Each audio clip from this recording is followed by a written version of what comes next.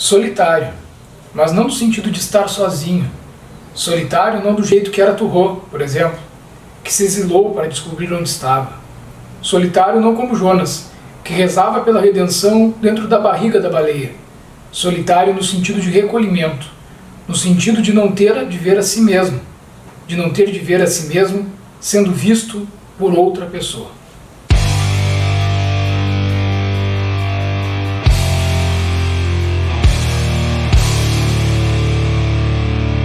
Em algum momento da tua vida tu já parou para pensar que para que tu possas falar de ti mesmo e compreender um pouco das tuas experiências de vida, é preciso falar da gente como se estivéssemos falando de uma outra pessoa?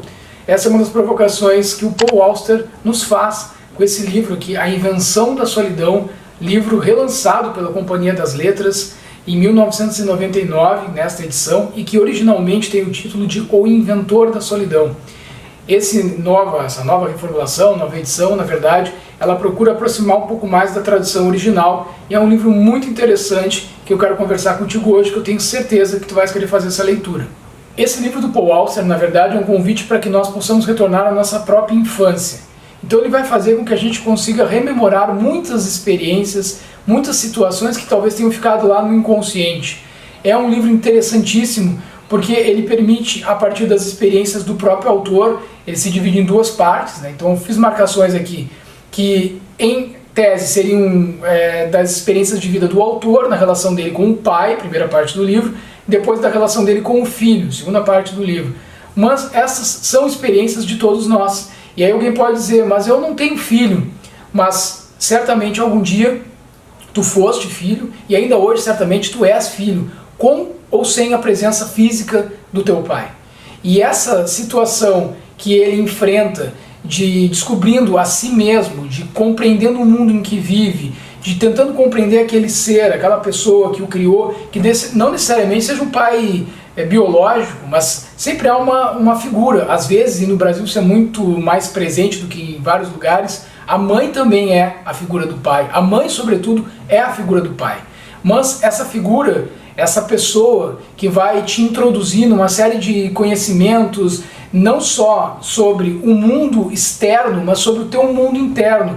Aquilo que a gente carrega, as marcas, as chagas, a forma de observar e de interpretar, julgar as relações interpessoais próprias do aprendizado que tivemos nas relações familiares. Isso é muito bem trabalhado nesse livro e é instigante, porque ele te permite pensar situações que são tuas, são particulares, que não são iguais, muitas vezes, a maior parte das pessoas, mas que, ao contar a vida deste autor, ele consegue nos carregar e nos levar de volta à infância. E faz depois um movimento contrário na segunda parte do livro, nos permitindo compreender e refletir sobre a nossa relação com os nossos filhos. O que de fato é nosso na relação que imprimimos com os nossos filhos e o que de fato nos vem herdado, nos vem importado, trazido daquilo que nós experienciamos na nossa infância. E como a gente está falando da vida de um escritor, Paul Auster, a gente está falando também da forma de lidar com a leitura e com a escrita. E aí tem uma situação muito legal. Quem gosta de ler, quem gosta de literatura, e por isso provavelmente caiu aqui nesse canal, vai se surpreender com o cuidado e com o aprendizado proporcionado pela forma como ele, Paul Auster, se relaciona com a literatura. Então aqui a gente tem várias citações de outros autores, de outros livros, tem citações de Don Quixote, por exemplo. Eu me remeti muito à experiência de Don Quixote, do Miguel de Cervantes, porque é um processo, tanto a leitura quanto a escrita, é um processo de transformação, de tu entrares em um outro mundo, de tu assimilares algumas mensagens, mas a forma como tu vais reinterpretá-las e absorvê-las na tua experiência de vida é muito particular. E aí tem também outros autores que vão sendo citados aqui.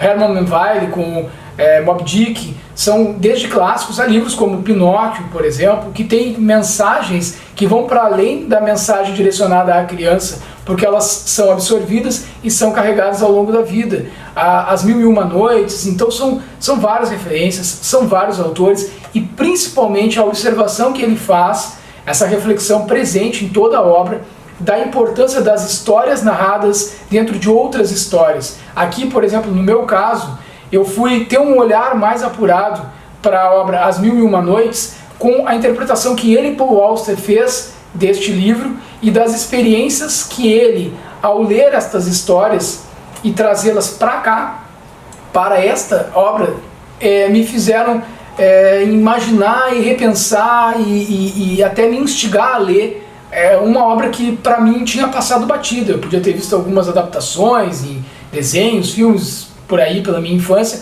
mas nunca tinha me chamado tanto a atenção aquilo que me deu a pensar a partir da leitura que ele, Paul Auster, faz das histórias contadas a partir de As Mil e Uma Noites. Então são experiências que cada leitor vai absorver, obviamente, dentro do seu mundo, da sua intimidade, mas que vão te modificar, vão te transformar ao teu contato com a obra do Paul Auster. E aí a gente lendo esse livro, a gente vai se dar por conta que ler é um ato de solidão.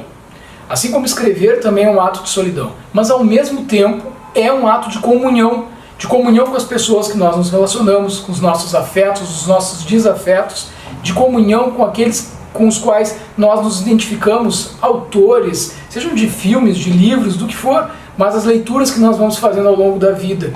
Os livros que nós lemos, eles passam a fazer parte de nós. Eles passam a fazer parte daquela nossa linguagem que nós reproduzimos ao tratar com os outros, ao pensar nos pequenos detalhes do dia a dia, na valorização ou não de situações que antes elas passavam sem uma reflexão mais madura, talvez. E aí é muito legal porque a mim, Eduardo, me remeteu, além dos autores que ele cita, como eu acabei de falar, me remeteu a um autor aqui que não é citado no livro, do ponto de vista da psicanálise, quando ele fala e trata muito bem da relação de alteridade, ou seja, dessa relação da gente conseguir dialogar com o outro, se colocar no lugar do outro, experienciar a partir de um outro lugar de fala, de um outro personagem, de um outro autor, que ora é o autor em primeira pessoa, narrando a sua história, e ora é um personagem que o próprio autor trata em terceira pessoa, porque ele fala de si mesmo de uma forma diferente, de uma forma a se observar de fora, como se ele não estivesse falando de si mesmo, para que ele possa justamente compreender um pouco mais a respeito das suas experiências de vida. E aí também entra a questão que eu trouxe agora, psicanalítica. Por quê? Em Lacan, de uma forma muito a grosso modo, assim, mas só para a gente poder pensar, ele fala em dois outros, né? O outro semelhante, aquele com o qual nós dialogamos, e um outro que estaria na ordem do simbólico, que estaria na ordem das nossas experiências, inclusive literárias, ou seja, aquele universo simbólico que nos constitui enquanto sujeito, para ficar aqui num termo do sujeito literário. Então, o autor, Paul Auster, nos faz pensar isso quando ele trata de alteridade, porque ele nos permite observar o quanto será que existe mesmo de original naquilo que a gente fala, o quanto nós não absorvemos de outros autores, reinterpretamos e trazemos à tona para que a gente possa trazer, pensar, interpretar mesmo, como eu ia dizer, o mundo, dialogar com os nossos pares. Então sempre há uma relação com o outro semelhante, nós com os nossos colegas, nós com os nossos pais, nós com os nossos filhos, eu falando com o outro.